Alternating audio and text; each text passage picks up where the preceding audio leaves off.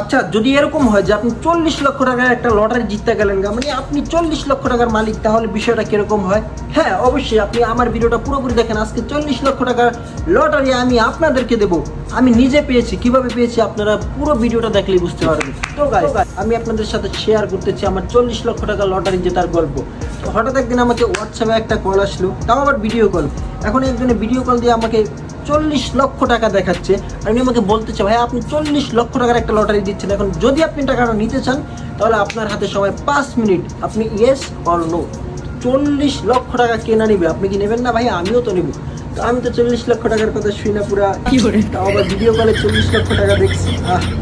মাথা তো আর আমার ঠিক নেই। তো আমি বললাম ইয়েস, অবশ্যই আমি নিতে চাই। তারপরে উনি আমাকে বললো, যদি আপনি 40 লক্ষ টাকা নিতে চান, তো আমি হচ্ছে ইন্ডিয়া থেকে বলতেছি, আপনি লটারিটা জিতেছেন ইন্ডিয়াতে। এখন যদি আপনি 40 লক্ষ টাকা নিতে চান, তাহলে 40 লক্ষ টাকা বাংলাদেশে ঢুকাতে হলে আপনাকে কিছু ভ্যাট দিতে হবে। তো যাই হোক, আমি রাজি হয়ে গেলাম। কি ভ্যাট দিতে হবে, কত টাকা দিতে হবে? 40 লক্ষ টাকা যেহেতু পেয়ে যাব। তো উনি আমাকে বলতে চায়, আপনি যদি 40 লক্ষ টাকা নিতে চান, তাহলে আপনাকে প্রথমে 12,000 টাকা আমার বিকাশ অ্যাকাউন্টে পাঠাতে হবে। এটা হচ্ছে আপনার 40 লক্ষ টাকার ব্যাট।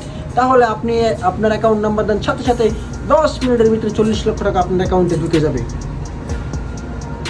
তো যাই হোক, তারপরে আমাকে আবার সময় দেওয়া হলো 10 মিনিট। এখন আমি কি করব? 10 মিনিটের ভিতরে যদি আমি টাকা নেই, ইয়েস, না নিলে ক্যান্সেল করে দেবো না। এখন 40 লক্ষ টাকা দেখা তো 12,000 গেলে যাক, 12,000 গেলে যাক, আমার 40 লক্ষ টাকা। ইয়েস, 12,000 টাকা কোথায় পাবো? আমি আমার এক বন্ধু থেকে 12,000 টাকা ধার নিয়ে তাড়াতাড়ি করে ওনার বিকাশে পাঠিয়ে দিলাম।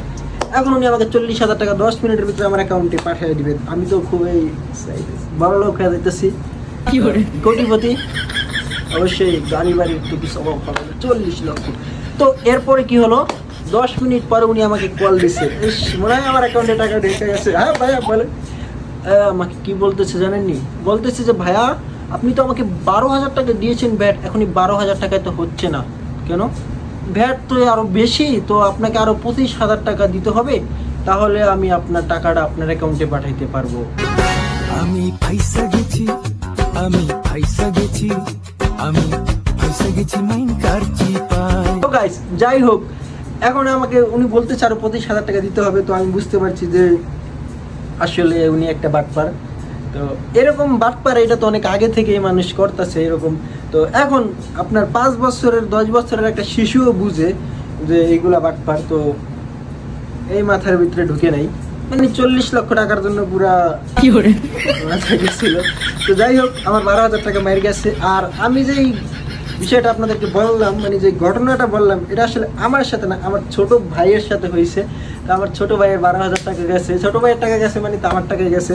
তো এখন যদি আপনারা চাইলে এরকম ট্রাই করতে পারেন, মাঝে মাঝে লটারি জিতার, ভয় পাবেন না।